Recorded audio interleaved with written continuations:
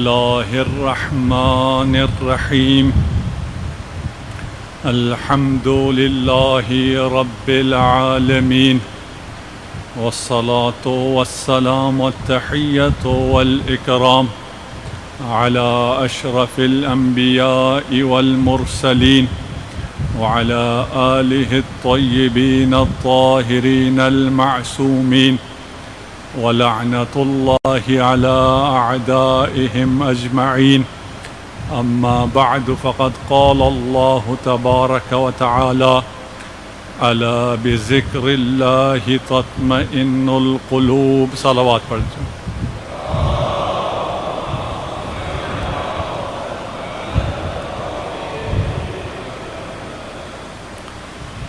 خدا کا شکر ہے کہ اس نے ہمیں ایسے گھرانے میں پیدا کیا جہاں بچپن ہی سے ہم نے تہذیب عزا سیکھی ہے. ہمیں اس عظیم درسگاہ کی قدر و قیمت کا اندازہ نہیں ہے کہ یہاں سے ہم کتنا سکون پاتے ہیں، کتنا اطمینان پاتے ہیں، کتنا ایمان پاتے ہیں. ہماری نجات، ہماری عاقبت بخیری اور ہماری تربیت کے لیے یہ عظیم ترین درسگاہ ہے. یہاں ہم نے خود بھی تربیت حاصل کرنی ہے اور تربیت حاصل کرنے کے بعد ہم نے باقی انسانوں کی بھی تربیت کرنی ہے. اس لیے ضروری ہے کہ ہم نظم و ضبط کا مظاہرہ کریں اور ایک خوف جس بات کا ہے کہ خدا نخواستہ ان ایام عزا کے بعد پھر وہی پروپیگنڈا شروع کر دیا جائے کہ یہ وبا زائرین کی وجہ سے پھیل رہا ہے یا عزاداروں کی وجہ سے پھیل رہا ہے. ہمارا کردار، ہمارا نظم و ضبط اس بات پر گواہ ہے کہ ہم میں سے کوئی شخص اتنے بڑے اجتماعات کے باوجود اس وبا کے پھیلاؤ کا ذمہ دار نہیں ہے. خدا نے اس آزمائش سے مبتلا کیا. ہم سرخ روح ہیں، ہم فرش عزا پر منظم انداز میں بیٹھے ہیں اور عزاداری اور اپنی عبادت بھی کر رہے ہیں اور کسی کو نقصان بھی ہم سے نہیں ہے. صلوات پڑھ دیجئے محمد و آل محمد.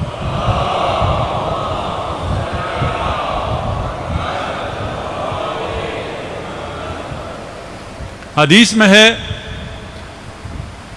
ان اعلم الناس باللہ ارضاہم بقضاء اللہ عز وجل. کاش کوئی ان کلمات کو سمجھا سکتا، سمجھ سکتا. اعلم الناس باللہ کا کیا مطلب ہے؟ یعنی وہ شخص جو سب سے زیادہ خدا کو جانتا ہے، خدا کی معرفت رکھتا ہے. جو خدا کی معرفت رکھتا ہو اس کے سارے مسائل حل ہیں. اس سے عظیم انسان کوئی ہے ہی نہیں.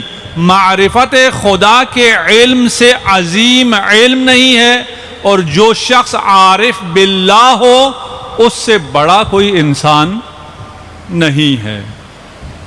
ان اعلم الناس، جاننا چاہتے ہو کون ہے وہ اعلم الناس؟ وہ اعلم کون ہے جس کی آپ اعلم کی تقلید کرتے ہیں نا؟ آپ اپنے مسائل اعلم سے پوچھتے ہیں. اعلم کے علاوہ کوئی ہمارے ہاں فتویٰ دینے کا اہل نہیں ہے. اگر فتویٰ دے بھی تو اس پر کوئی عمل نہیں کرتا، اس لیے کہ ہم اعلمیت کے قائل ہیں.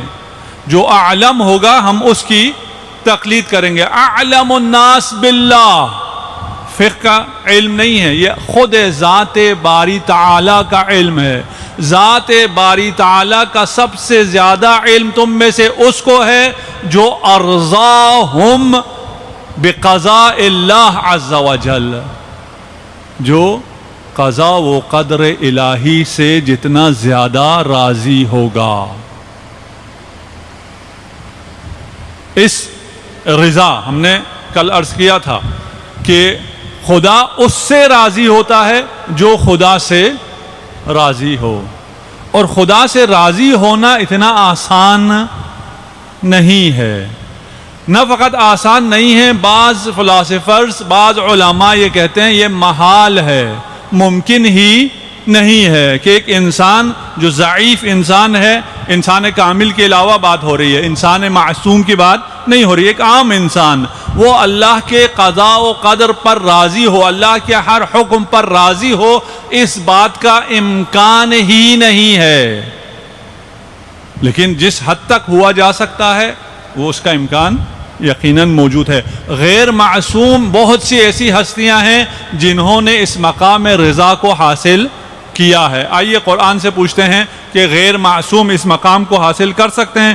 لہم جنات تجری من تحتها الانہار، ان کے لیے جنات ہیں جس کے نیچے نہریں بہہ رہی ہیں، خالدین فیہا ابدا، ان جنتوں میں یہ ہمیشہ خالدین یعنی ہمیشہ ہمیشہ کے لیے، ابدا ہمیشہ رہیں گے۔ کون ہے یہ؟ لہم جنات، ان کے لیے جنات ہے۔ اگلی آیت، اگلا حصہ پڑھوں، آپ کو پتہ چل جائے گا کون ہے۔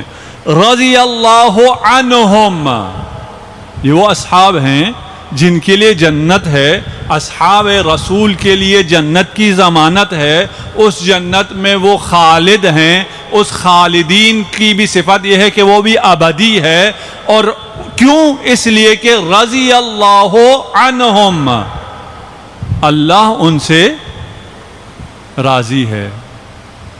آیت یہاں تک ہے؟ نہیں، آگے بھی ہے، وَرَضَوْا عَنْهُ، اللہ ان سے راضی ہے۔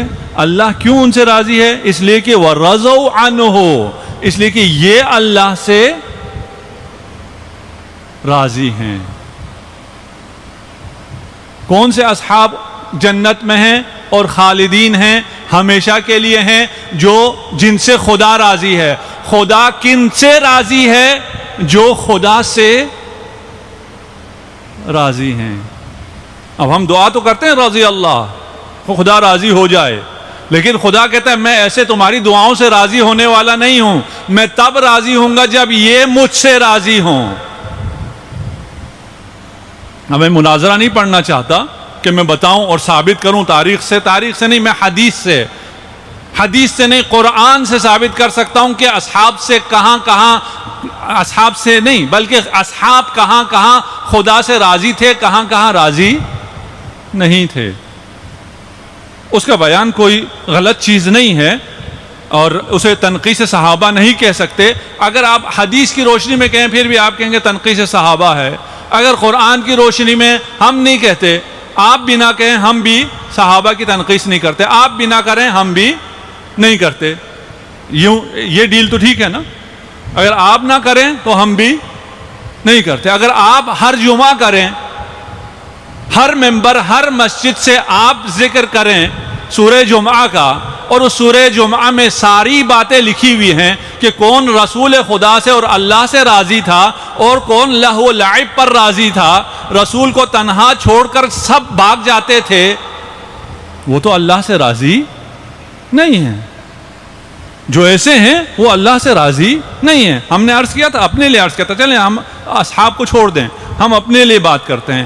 ہم نے کہا تھا ہم اگر اللہ سے راضی ہیں تو اللہ کے ہر حکم پر راضی ہونا ہوگا، اللہ کا ہر حکم ماننا ہوگا۔ اگر اللہ کا ایک بھی حکم نہ مانا، اس کا مطلب یہ ہے کہ آپ اللہ سے راضی نہیں ہیں، آپ اپنے آپ کو اللہ سے بڑھ کر سمجھتے ہیں۔ آپ سمجھتے ہیں کہ میں اپنی تدبیر بہتر کر سکتا ہوں، میں اپنی مصلحت بہتر جانتا ہوں۔ آپ کون ہوتے ہیں بتانے والے کہ بعد میں آپ گمراہ کیسے نہیں ہوں گے اور کیسے ہوں گے؟ آپ کے پاس نسخہ ہدایت نہیں ہے، نسخہ خوشبختی نہیں ہے۔ میں خود جانتا ہوں میرے لیے کیا کافی ہے، کیا کافی نہیں ہے۔ یہ تو اللہ سے راضی نہیں ہے، یہ اللہ سے راضی ہے نہیں۔ اللہ سے اگر راضی ہو تو اللہ کا ہر حکم ماننا ہوگا، اللہ کی ولایت کو ماننا ہوگا۔ اگر اللہ کی ولایت کو نہ مانو تو پھر آپ اللہ سے راضی نہیں ہیں۔ اگر آپ اللہ سے راضی نہیں ہیں تو آپ رضی اللہ بھی نہیں ہیں۔ اسی آیت میں کوئی اور آیت، دو آیتیں جوڑ کے میں پیش نہیں کر رہا، میں ایک ہی آیت پیش کر رہا ہوں۔ رضی اللہ عنہم، کیوں؟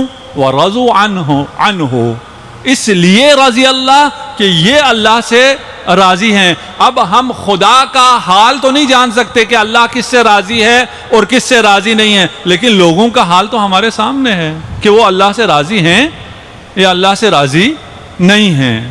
اور اللہ کی رضا بھی ہمیں معلوم ہے، ان اللہ یرضا لرضا فاطمہ۔ صلوات پڑھ دیجئے محمد و آل محمد پر۔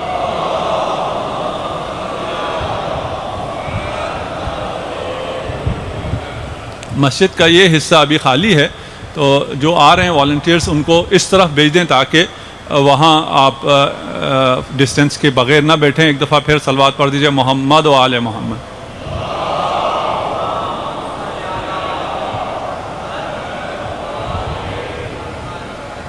ان اللہ یرضا لرضا فاطمہ، اللہ فاطمہ کی رضا سے رضی اللہ ہو جاتا ہے۔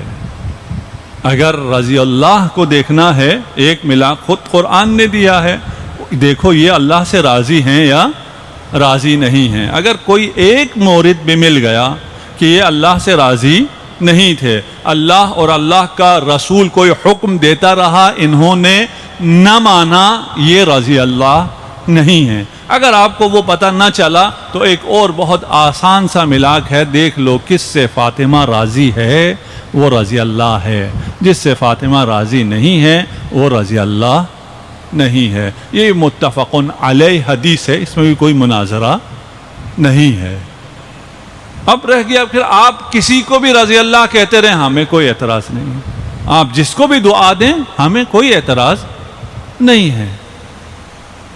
آپ جس کے لیے جو مرضی لفظ استعمال کرنا چاہتے ہیں ہمیں اس میں بھی کوئی اعتراض نہیں ہے۔ لیکن اگر آپ چاہتے ہیں جو کچھ آپ بولتے ہیں وہ ہم بھی بولیں، آپ کا عقیدہ ہمارے اوپر امپوز ہو، آپ جسے تسلیم کرتے ہیں اسے ہم بھی تسلیم کریں، تو پھر ہم بھی بہت سی چیزیں تسلیم کرتے ہیں، وہ آپ کو تسلیم کرنی پڑیں گی۔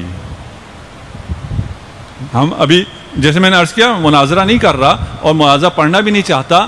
جو لوگ کہتے ہیں نا ہم خلفاء کو نہیں مانتے، ہم بالکل مانتے ہیں، ہم خلفاء کو مانتے ہیں اور بالکل مانتے ہیں، اور اتنا ہی مانتے ہیں جتنا ہمارے اہل سنت برادران مانتے ہیں، اس سے ایک ذرہ بھی کم نہیں مانتے۔ ہمارے جو لوگ انکار کرتے ہیں کہ ہم نہیں مانتے، انہیں یہ پتہ نہیں ہے کہ وہ کیا مانتے ہیں۔ آپ کیا نہیں مانتے؟ آپ سمجھتے ہیں جس طرح آپ امیر المؤمنین کو خلیفہ بلا فصل مانتے ہیں، بے تنصیب الہی کہ اللہ نے نصب کیا ہے، اللہ نے تعیین کیا ہے، منصوب من اللہ ہے، اس طرح کا خلیفہ آپ نہیں مانتے ہیں، تو وہ بھی نہیں مانتے۔ آپ ان سے پوچھئے کہ رسالت میں آپ نے نصب کیا ہے، خلیفہ رسول خدا نے مقرر کیا، کہیں گے نہیں۔ اللہ نے کیا، کہیں گے نہیں۔ پھر کس نے کیا؟ ہم نے خود کیا۔ تو آپ نے خود تو آج بھی کسی کو پرائم منسٹر مقرر کیا ہے، ہم بھی مانتے ہیں، آپ بھی مانتے ہیں، اس کے ماننے سے کوئی فرق نہیں پڑتا، اس کا تو ایمان سے کوئی لینا دینا نہیں ہے۔ اگر اللہ نے کہا ہو تو ایمان ہے، اگر رسول اللہ نے کہا تو ایمان کا حصہ ہے، اگر ہم نے خود تعین کیا تو اس کا ایمان سے کیا لینا دینا ہے؟ اس کا تو ایمان سے کوئی لینا دینا نہیں۔ جتنا آپ مانتے ہیں اتنا ہم بھی مانتے ہیں، اس میں یعنی ایک ذرہ برابر بھی ہم ان سے کم نہیں مانتے۔ اس لیے ہم کبھی کبھار جو کہتے ہیں ہم نہیں مانتے، ہم سمجھتے یہ ہیں کہ وہ جس طرح ہم امیر المومنین کو مانتے ہیں اس طرح وہ انہیں مانتے ہیں، ہم اس طرح تو نہیں مان سکتے، اس طرح تو وہ خود بھی دعویٰ ہی نہیں کرتے. ہم تو اپنی مینٹلٹی کے مطابق بول رہے ہوتے ہیں. ٹھیک, آپ جو کچھ مانتے ہو وہ ہم نے مان لیا, اب جو کچھ ہم مانتے ہیں وہ آپ مان سکتے ہو. یہ اگر مجبور ہی کرنا ہے تو پھر دونوں طرف کے بیلنس ہونا چاہیے کہ آپ ہماری مانو, ہم آپ کی مانتے ہیں. ہم تو آپ کی ساری بات مان سکتے ہیں, آپ ہماری کوئی بھی بات نہیں مان سکتے. اس لیے کہ اگر ہماری بات مان لی گئی تو پھر آگے نہیں پڑتا. صلوات پڑھ دیجئے محمد و آل محمد.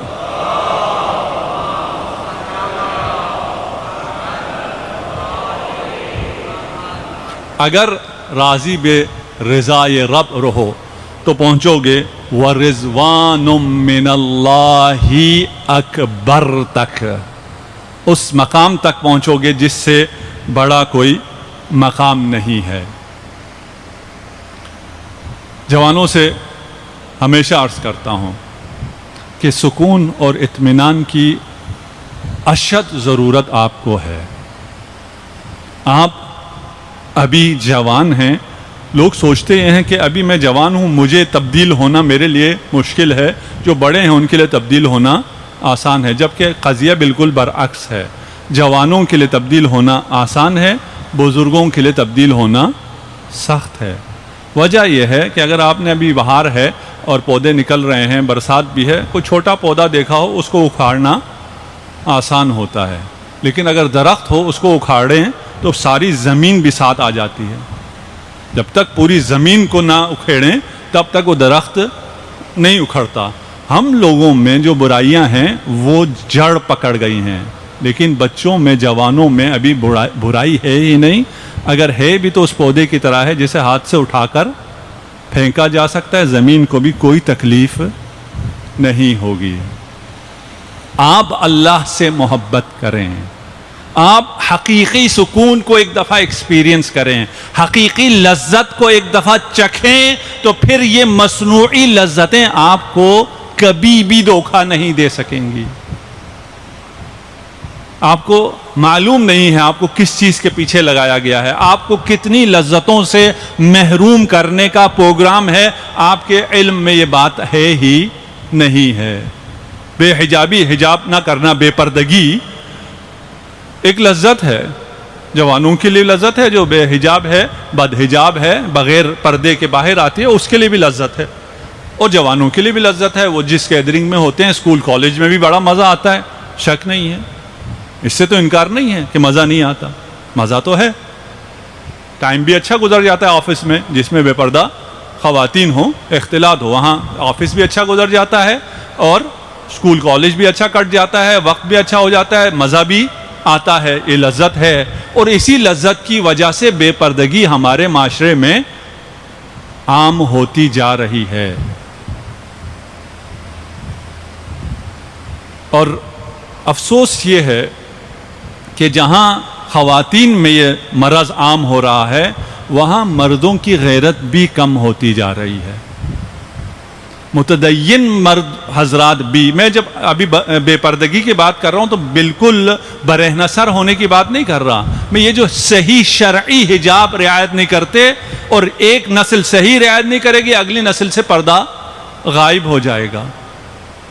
کیوں؟ لذت کے لیے. انہیں یہ نہیں پتا کہ اس ایک لذت کے پیچھے یہ کتنی لذتوں سے محروم ہو جائیں گے.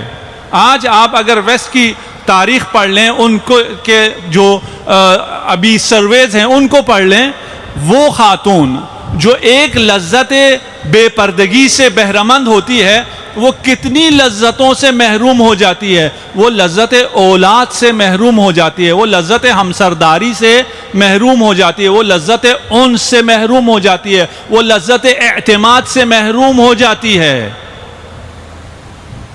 یہ تمام لذتیں جس سے آپ ابھی بہرمند ہیں, ویسٹ میں یہ لذتیں ختم ہو گئی ہیں. اب انہیں ہمسر نہیں ملتا, ان کے لیے شادی کرنے کے مواقع میسر نہیں ہیں, ان کے لیے بچے دار ہونا ممکن نہیں ہے.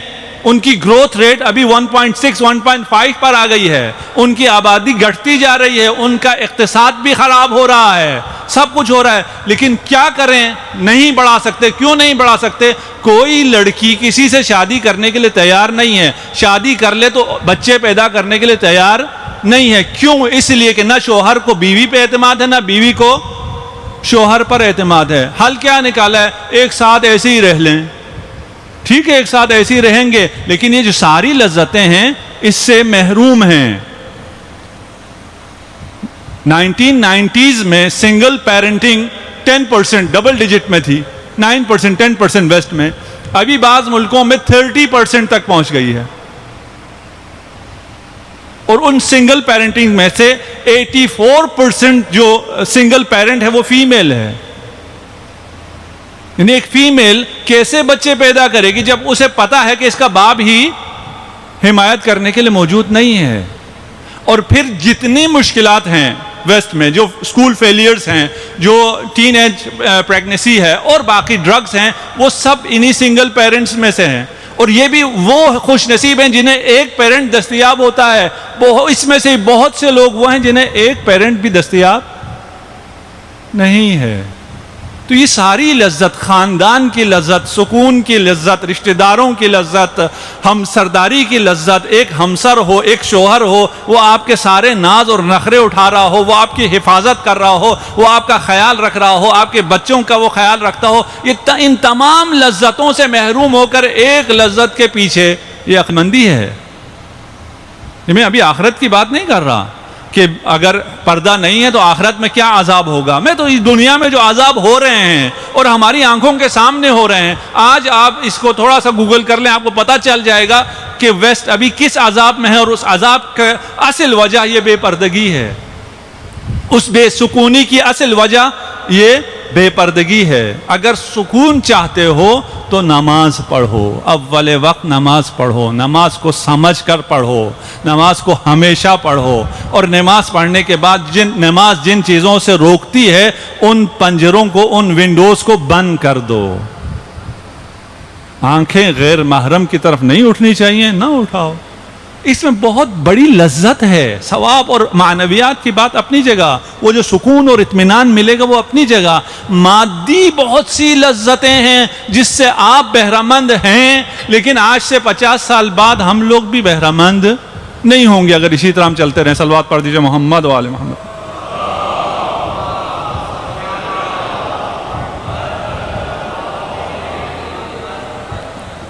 تمام پنجروں کو بند کرنا ہے، پرہیز کرنی ہے. بغیر پرہیز کی ممکن نہیں ہے. ابھی ہم نے وائرس سے پرہیز کرنا ہے. بہت آسان ہے پرہیز کرنا. پرہیز کرنا انتہائی آسان ہے. تھوڑی دیر آپ یہاں رش تھوڑا زیادہ ہو گیا، یہاں جگہ زیادہ ہے، درمیان میں جو لوگ بیٹھے ہیں ایک ایک کر کے اگر اٹھ جائیں گے تو ان کو آپ آگے جو بیٹھے ہیں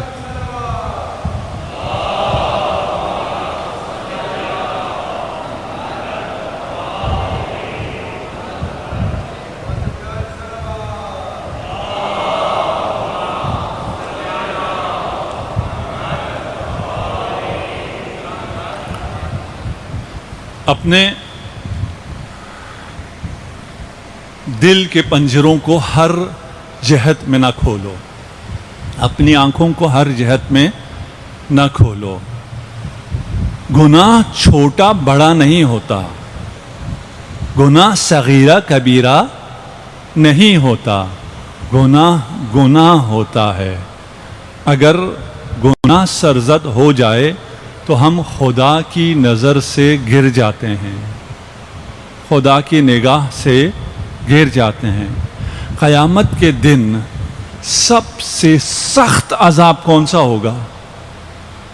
سب سے سخت ترین عذاب یہ ہے کہ اس دن خدا بندے کی طرف نگاہ نہیں کرے گا. گناہ سے آپ خدا کی نظروں سے گر جاتے ہیں. چھوٹا بڑے کی بات ہی نہیں ہے. آپ چیک بناتے ہیں، چیک جب بناتے ہیں اس میں کہیں بھی چھوٹی سی اور رائٹنگ ہو جائے یا بڑی ہو جائے، چیک ختم، آپ کا چیک پھر نہیں چلتا. اس میں یہ نہیں پوچھتے کہ یہ جو آپ نے ایکسٹرا لائن لگائی ہے، ایکسٹرا ورڈ لکھا ہے یا جو کٹنگ کی ہے وہ زیادہ ہے یا کم ہے. ہمارے ساتھ روز ہوتا ہے، روز چیک آتا ہے اور روز اس کو کہتے ہیں یہ چیک اس میں اور رائٹنگ ہو گئی. حل کیا ہوتا ہے؟ ایک سائن اور کر دو. ایک سائن اور کیا ہوتا ہے؟ اعتراف کر لو کہ غلطی ہو گئی. پھر چھوٹا ہو یا بڑا ہو بینک اس چیک کو قبول کر لیتا ہے. اگر گناہ ہو جائے تو توبہ کر لو, اعتراف کر لو مجھ سے گناہ ہو گیا. خدا تواب ہے. جانتے ہو تواب کسے کہتے ہیں؟ یعنی بار بار توبہ قبول کرنے والا ہے اور بہت زیادہ توبہ کو پسند کرنے والا ہے. اس کا مطلب پتہ ہے کیا ہے؟ یعنی وہ شخص جو جتنا زیادہ معصیت کر رہا ہے اور معصیت کے بعد جتنی دفعہ زیادہ پلٹ کر آ رہا ہے وہ خدا کو زیادہ محبوب ہے. یہ بھی غلط ہمیں بتایا جاتا ہے کہ بھئی اگر آپ نے اتنی دفعہ توبہ کر لی آپ چھوڑ دو توبہ کرنا. نہیں, 1,000,000 دفعہ بھی اگر توبہ کیا ہے دوبارہ توبہ کرو. تم خدا کے نزدیک زیادہ محبوب ہو. تم جانتے نہیں ہو, تم خدا کو نہیں پہچانتے ہو, تم خدا کی معرفت نہیں رکھتے ہو, تم علی کی معرفت نہیں رکھتے. خدا کی کیا معرفت رکھو؟ تم علی کو نہیں پہچانتے, تم رسول خدا کو نہیں پہچانتے. ہمارا مسئلہ یہ ہے کہ ہم علی کو, رسالت مآب کو, خدا کو اپنی طرح دیکھتے ہیں. جیسے ہم ہیں ویسے ان کو ہم سمجھتے ہیں. ہمیں غیب کا علم نہیں ہے, امیر المؤمنین کو غیب کا علم ہے. اور اس کے بعد ہم کہتے ہیں اچھا اگر امام حسین کو پتا تھا, اگر امیر المؤمنین کو پتا تھا کہ ابن ملجم وہاں ہے, مسجد میں ہے اور وہ مجھے شہید کرے گا تو مسجد گئے کیوں؟ کیونکہ ہم اپنی طرح سوچتے ہیں. اگر ہمیں پتا ہو کہ اس حال میں آنے سے مجھے کرونا لگ جائے گا تو وہ شخص تو یہاں نہیں آئے گا. یہ تو بالکل چھوٹی سی چیز ہے کہ کرونا لگ جائے گا, اس کے بعد اس کو شفا ہی مل جائے گا انشاءاللہ. اور اگر مجھے پتا ہو کہ میں اگر یہاں آؤں گا تو میں قتل کر دیا جاؤں گا تو میں تو شہر ہی چھوڑ دوں گا. جب امام حسین کو پتا تھا, جو کچھ ہونا ہے سب پتا تھا, پھر بھی اپنے تمام اہل بیت کو لے کر آئے. امیر المومنین کو پتا تھا پھر بھی مسجد کی طرف گئے. کیوں گئے؟ نہیں جانا چاہیے بھائی, نہیں جانا چاہیے. اگر تم ہو, اگر ہم ہوں تو نہیں جانا چاہیے. اسی لیے خدا نے ہمیں غیب کا علم نہیں دیا. ہماری دنیا چلتی ہی نہیں, اس دنیا کے سارے کام ٹھپ ہو جاتے. اگر کسی کو پتا ہو کہ اس کے ساتھ شادی ہوگی, شادی کے 4 سال بعد یہ مر جائے گا اور یہ بیوہ ہو جائے گی, وہ اس سے شادی کرے گی؟ نہیں. اگر اسے پتا ہو اس کے ساتھ میں پارٹنرشپ کروں, اس پارٹنرشپ کے نتیجے میں میرے ساتھ یہ نقصان ہونے والا ہے, وہ پارٹنرشپ ہوگی؟ نہیں. یہ اگر گھر خریدتا ہوں, اس گھر میں جانے سے میں مر جاؤں گا, یہ پتا ہو یہ گھر خریدے گا؟ نہیں. دنیا کا سارا کاروبار ٹھپ ہو جائے گا. اس لیے کہ ہم میں غیب کے علم کی اہلیت ہے ہی نہیں. لیکن جو معصوم ہے اس میں غیب کے علم کی اہلیت ہے. وہ غیب جاننے کے باوجود ویسے ہی جاتا ہے جیسے ہم غیب نہ جانتے ہوئے جاتے ہیں. اور یہ میں ابھی بھی کہہ رہا ہوں, ابھی بھی سمجھ میں نہیں آئے گا, نہ میری سمجھ میں آیا نہ آپ کی سمجھ میں آیا. اگر سمجھا سکوں تو اتنا سمجھا سکتا ہوں کہ علی اور ہیں, ہم اور ہیں, خدا اور ہے, ہم اور ہیں. ہم اپنی طرح خدا کو نہ سمجھیں. کوئی اگر ہمارے پاس بار بار آ کر غلطی کر کے بار بار آئے تو ہم اس سے تنگ آ جاتے ہیں. اگر آپ بار بار غلطی کرنے کے بعد بار بار خدا کے پاس جائیں گے, آپ محبوب خدا بن جائیں گے. یہاں قضیہ الٹا ہے, برعکس ہے. ایسا نہیں ہے کہ اگر جوانوں سے غلطی ہوتی ہے تو پھر وہ چھوڑ دیں خدا کی بارگاہ میں جانا.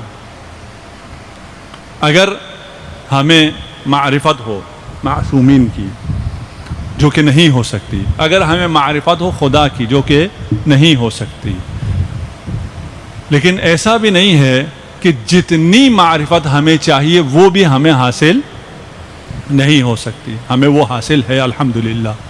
ہم شیعیان علی ابن ابی طالب ہیں, اور علی فی السماء السابعہ کالشمس فی النہار. علی سماء سابعہ میں 7ویں آسمان میں سورج کی طرح ہے, بالنہار, نہار دن کے وقت سورج جیسے ہوتا ہے. وفی السماء الدنیا کالقمر فی لیلہا, اور سماء دنیا میں چاند کی طرح ہے جب 14ویں میں چاند چمک رہا ہوتا ہے۔ امیر المؤمنین آسمان میں ہر طبقے میں، آسمان کے ہر طبقے میں علی کے الگ الگ نام ہیں، علی کی الگ الگ شبیہ ہے۔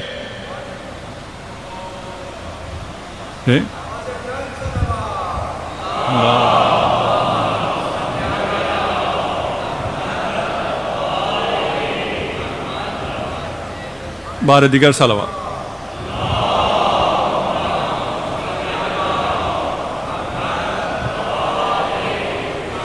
وَلَهُ اسْمٌ مَكْتُوبٌ عَلَى كُلِّ حِجَابٍ فِي الْجَنَّةِ۔ کون کیا سمجھے؟ علی کے لیے اسماء ہیں، اسماء علی فی السماء۔ اسے آپ گوگل میں ٹائپ کر لیں، دیکھیں کیا کیا آتا ہے، کتنی کتابوں سے کتنے اسماء نکل کے آتے ہیں، کتنی روایتیں آپ کو سنی شیعہ احاد کتابوں سے ملتی ہیں۔ وَلَهُ اسم مکتوب علی کل حجاب۔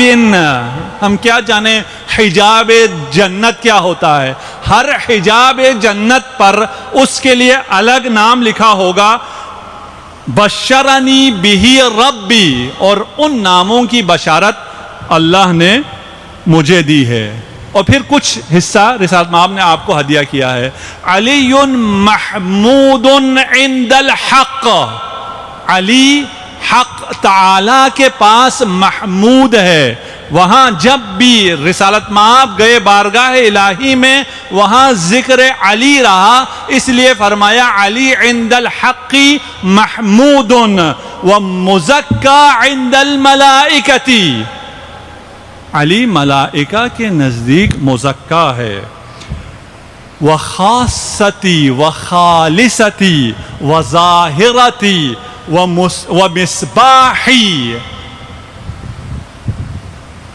علی خالصتی، لحمہ لحمی، دمہ دمی، بے زبان رسالت مآب، بے زبان قرآن انفسنا، نفس نبی۔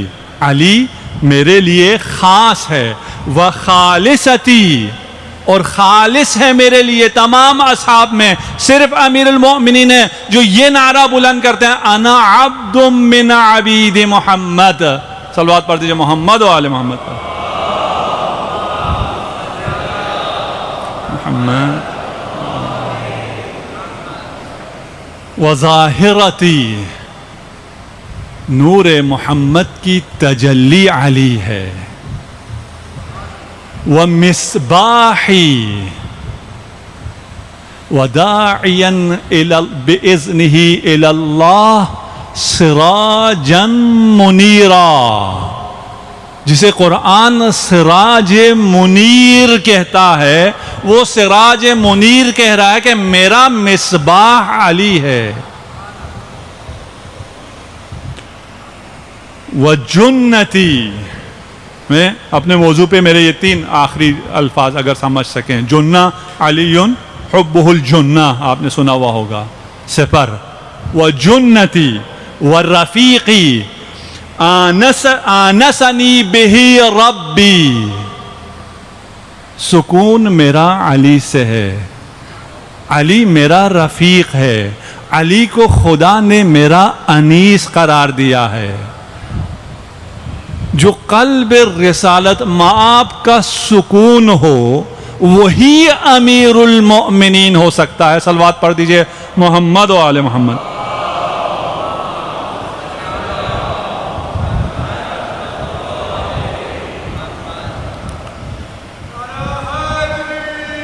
یا علی۔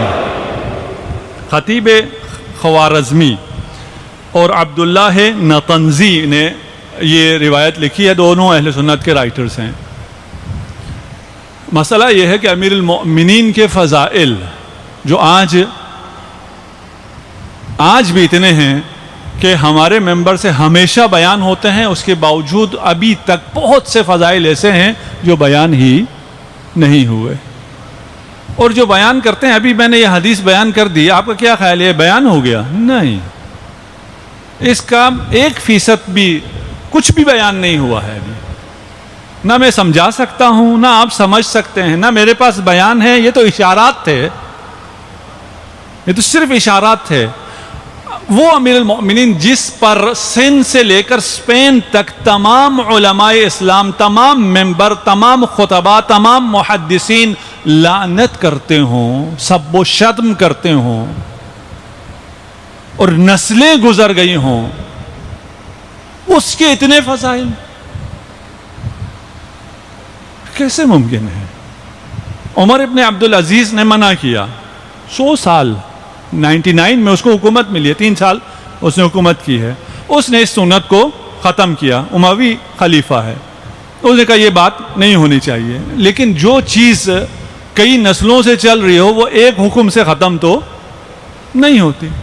اس کو پتہ چلا کہ ابھی یہ عادت گئی نہیں ہے، تو پھر وہ خود آیا خطبہ دینے، اور اس نے ایک حدیث ام سلمہ سے پیش کی ہے. میں آپ کے سامنے وہ حدیث پیش کرنا چاہ رہا ہوں. صلوات پڑھیے محمد و آل محمد.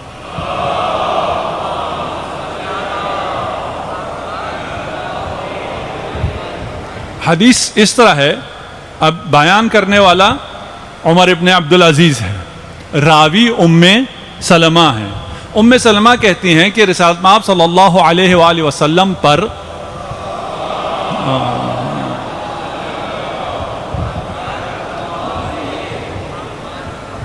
وحی نازل ہو رہی تھی، اور آپ جانتے ہیں جب وحی نازل ہوتی تھی تو رسالت مآب شرابور ہو جایا کرتے تھے، کانپا کرتے تھے، ان کی کیفیت اور ہو جایا کرتی تھی.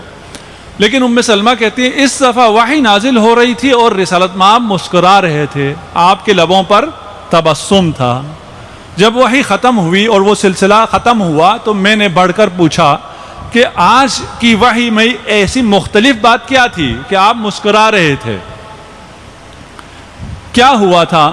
کہا جبرائیل نازل ہوا.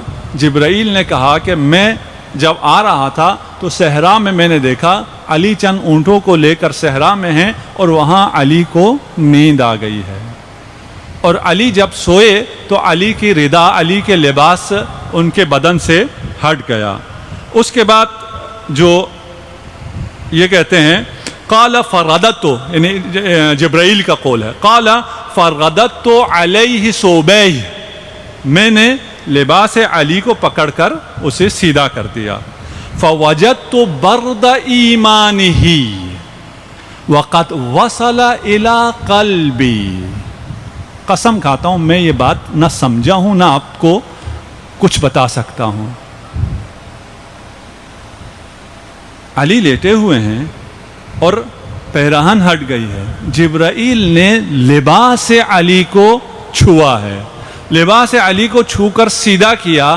کہا وَوَجَدْتُ بَرْدُ ایمانہ، میں نے لباس علی کو چھوا، ابھی علی کو مس نہیں کیا ہے. لباس کو چھونے کا اثر یہ ہے فَوَجَدْتُ بَرْدَ ایمانہ، میں نے ایمان کی برودت کو محسوس کیا. علی کے ایمان سے جو نسیم بہاری چل رہی تھی اس نسیم کو میں نے محسوس کیا، اور یہ ایمان علی کی تراوت میرے دل میں اتر گئی.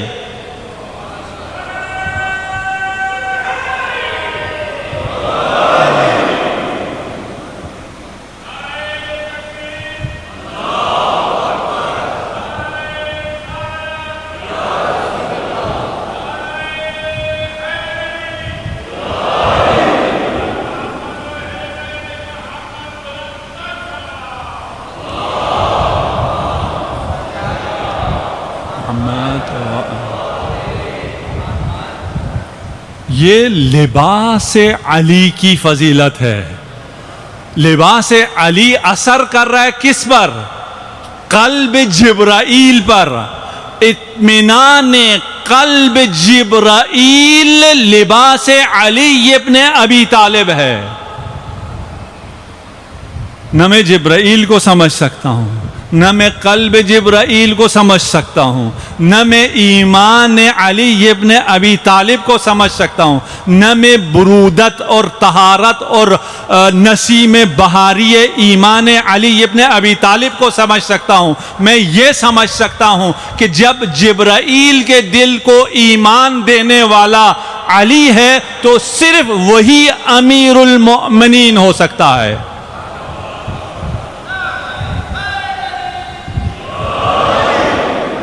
اور اللهم صل علی محمد وآلہ. اور صرف ذکر علی سے جو ذکر خدا ہے دلوں کو اطمینان حاصل ہوتا ہے, دلوں کو سکون حاصل ہوتا ہے. یا ایتھا النفس المطمئنہ, سورہ فجر, اقرؤوا سورۃ الفجر فی نوافلکم وفرائضکم. سورہ فجر کو جو کہ سورہ امام حسین علیہ السلام ہے, اپنے نوافل میں اور اپنے فرائض میں پڑھا کرو. 30 آیتیں ہیں جس کی آیت یہ یا ایتھا النفس المطمئنہ ہے. اگر حدیث ہے کہ اگر اس سورے کو اپنے نمازوں میں پڑھو گے تو قیامت کے دن تمہیں وہ درجہ ملے گا جس درجے پر حسین ابن علی فائز ہوں گے. نماز پڑھو, نماز میں سورہ فجر پڑھو. یا ایتھا النفس المطمئنہ ارجعی الی ربک راضیۃ مرضیہ. اے نفس مطمئنہ, یہ نفس مطمئن کیوں ہوا ہے؟ اس لیے کہ یہ راضیہ ہے. اگر آپ راضی بے قضائے رب ہوں گے, اگر آپ راضی ہوں گے تو آپ قلب مطمئنہ ہوں گے. اور اگر آپ قلب مطمئن رکھیں گے, نفس مطمئن رکھیں گے, وہ تب ہوگا جب آپ راضی ہوں گے. اگر آپ راضی ہو جائیں, آج وقت آ گیا, کاش مجھے 5 منٹ زیادہ مل جائیں. آج میں 5 منٹ آپ سے لے رہا ہوں, اجازت ہے؟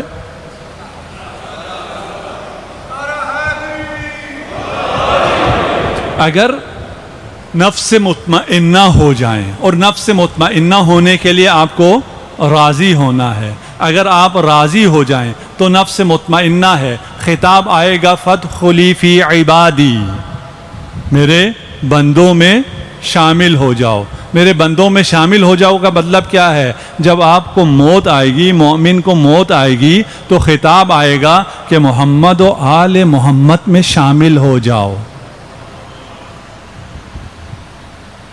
محمد و آل محمد میں شامل ہونے سے کیا ہوگا؟ فادخلی جنتی. پھر کوئی حساب کتاب نہیں ہے. کس بات کا حساب, کس بات کا کتاب؟ اب یہ حساب کتاب نہیں ہے کا مطلب یہ نہیں کہ چھٹی مل گئی, نہیں. راضی بندے کی بات ہو رہی ہے, میری تو بات نہیں ہو رہی. جو راضی ہے, جو وہ نفس مطمئنہ ہے, وہ محمد و آل محمد کے ساتھ سیدھا جنت چلا جائے گا. کیسے جنت جائے گا؟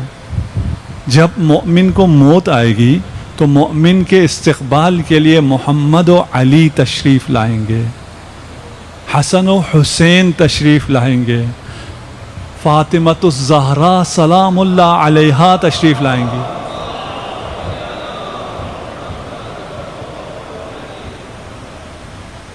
سمجھ سکتے ہو؟ یا ہار ہمدان من یمت یرانی, جو بھی مرے گا وہ میری زیارت کرے گا.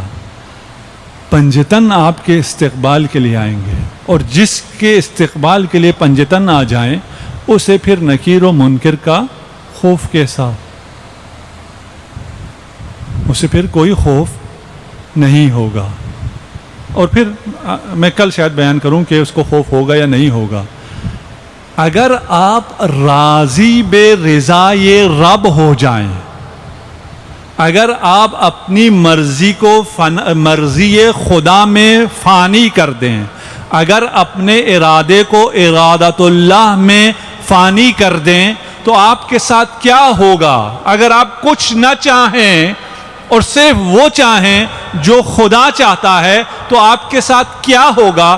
انسان کے ساتھ جو سب سے برا ہو سکتا ہے وہ موت ہے. سب سے برا اور کیا ہو سکتا ہے؟ اس سے بڑا تو اور برا کچھ نہیں ہو سکتا. جو سب سے زیادہ برا ہو سکتا ہے، جس پر شاید میں راضی نہ ہوں، وہ موت ہے. وہ قضاء الہی ہے جو موت ہے. اس موت سے بچنے کے لیے میں نے جو کچھ جمع کیا سب دینے کے لیے تیار ہوں. ابھی آخر عمر میں ایسی وقت حالت آ جاتی ہے کہ ایک آپریشن کے لیے، ایک علاج کے لیے گھر بھی بیچنا پڑتا ہے، گاڑی بھی بیچنی پڑتی ہے، سارا سرمایہ دینا پڑتا ہے. سب کچھ خوشی خوشی سے دے دیتے ہیں. بھئی کیوں؟ کچھ سال مل جائیں. بڑھاپے میں تو زیادہ تو ملنا نہیں ہے، کچھ سال مل جائیں گے. وہ بھی ملیں گے نہیں ملیں گے پتہ نہیں ہے. سارا سرمایہ جائے گا، ملتا ہے نہیں ملتا وہ بھی پتہ نہیں ہے، لیکن حاضر ہیں. اس لیے کہ جو سب سے برا ہو سکتا ہے وہ موت ہے. اگر تم راضی ہو تو موت کتنی خوبصورت ہو جاتی ہے کہ تم نفس مطمئنہ ہوتے ہو، تم محمد و آل محمد کے مہمان ہوتے ہو، تمہیں خاص پروٹوکول میں جنت میں لے کے جایا جاتا ہے. جب راضی ہونے پر موت جیسی چیز اتنی شیرین ہو جائے، اتنی میٹھی ہو جائے، اتنی عظیم ہو جائے تو زندگی کتنی خوبصورت ہو جائے گی. رضایت کے ساتھ تیری زندگی کتنی خوبصورت ہو جائے گی. اس کا مطلب یہ نہیں ہے کہ تم پر مصائب نہیں آئیں گے. نہیں، مصائب آئیں گے، لیکن وہ مصائب تمہارا کچھ بگاڑ نہیں سکیں گے. آج جس کا ذکر مصیبت کرنا ہے وہ ام المصائب ثانی زہرا کو آج ہم پرسہ پیش کریں گے، اون و محمد کا. ان مصائب نے ام المصائب بنایا زینب کبریٰ کو. ان مصائب نے زینب کبریٰ کو مزید مضبوط بنایا. اتنا مضبوط بنایا کہ ایک جملہ جسے کوئی قیامت تک سمجھ ہی نہیں سکتا، ما رأیت الا جمیلا. کربلا میں نے اپنے بھائی حسین کے جمال کو دیکھا ہے. وہ زینب کبریٰ جو ام المصائب ہے آج ام شہیدین بن رہی ہے. جانتے ہو فاطمۃ الزہرا کو حسنین بہت پیارے تھے، لیکن ماں کو اپنی بیٹی سے خاص پیار ہوتا ہے. اگر آپ زینب کبریٰ کو پرسہ دیں گے، زینب کبریٰ کے لیے اگر آپ کی آنکھیں بلند ہوں گی، آپ کی آنکھوں سے آنسو نکلیں گے، اسے رمال سیدہ میں خاص مقام حاصل ہے. یہ خاص آنسو ہیں. آج اس کے لیے گریہ کرنا ہے جس نے خود اپنے بچوں پر گریہ نہیں کیا. اجرکم علی اللہ. شب عاشور اصحاب بیٹھے ہیں، عبادتیں ہو رہی ہیں، اور سب سے بڑی عبادت زینب کبریٰ کر رہی ہے. کبھی تلاوت قرآن، کبھی نماز، اور اب جو عبادت کر رہی ہے اپنے 2 چھوٹے چھوٹے بچوں کو شہادت کے لیے تیار کر رہی. بیٹو، جب کل عاشور کا دن ہوگا تم نے اپنے آپ کو اپنے ماموں پہ قربان کر دینا ہے. تم جعفر طیار کے پوتے ہو، تم حیدر کرار کے نواسے ہو. اللہ اکبر. کتنا سخت تھا جب وقت شہادت آیا اور ان 2 چھوٹے چھوٹے گلدستوں کو، ان پھولوں کو جو ابھی کھلے بھی نہیں تھے، جن کے بدن پر کوئی زرہ بھی پوری نہیں آتی تھی، جو کوئی تلوار بھی صحیح سے نہیں اٹھا سکتے تھے، انہیں جنگ کے لیے آمادہ کر کے بہن پکڑ کے بھائی کے سامنے لائے. بھائی کے لیے کتنا مشکل ہے. حسین وہ مظلوم ہے، وہ شہید ہے جو شہید بھی ہوا ہے، اور شہادت سے پہلے سب سے زیادہ گریہ بھی حسین نے کیا ہے. جب کبھی اون و محمد کو دیکھ کر گریہ کرتے ہیں، کبھی قاسم کو اجازت دینے سے پہلے گریہ کرتے ہیں، کبھی علی اکبر کو روانہ کرتے ہوئے گریہ کرتے ہیں. اجرکم علی اللہ.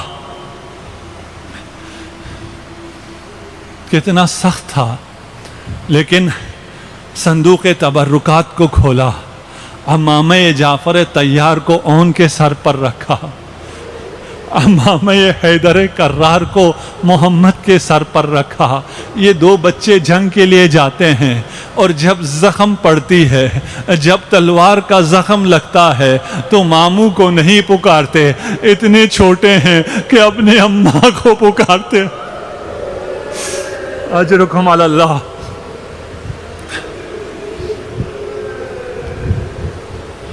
اور پھر وہ وقت بھی آیا کہ یہ دونوں بچے شہید ہو جاتے ہیں۔ امام حسین ان بچوں کو لے کر، ان لاشوں کو لے کر خیمہ گاہ میں آتے ہیں۔ جب بھی جو کوئی لاشا آتا تھا، سب سے پہلے زینب استقبال کے لیے آتی تھی، زینب حسین کو سنبھالنے آتی تھی۔ بچوں کے لاشیں آئے ہیں، زینب کہیں نظر نہیں آئی۔ کیا دیکھا؟ اور پشت خیمہ سر سجدے میں ہے، شکر ہے خدا کا، خدایا میری قربانی قبول فرما، میرے بھائی کی حفاظت پر۔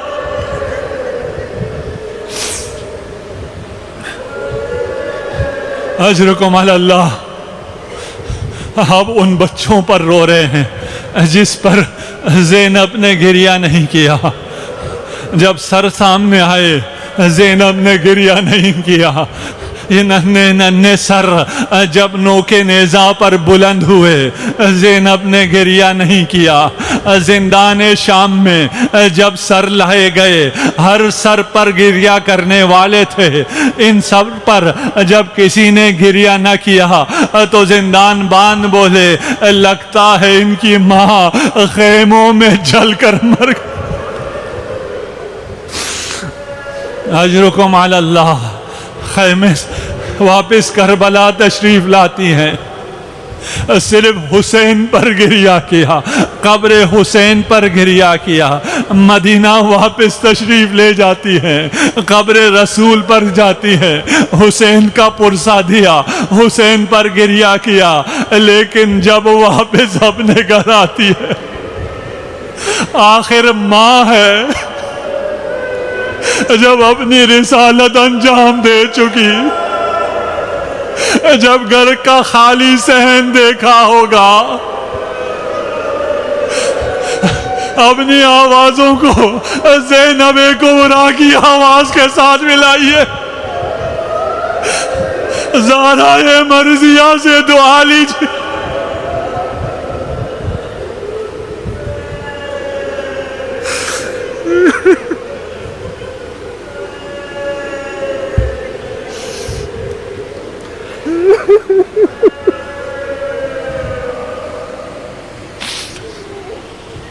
سيعلم الذين ظلموا أي منقلب ينقلبون إنا لله وإنا إليه راجعون۔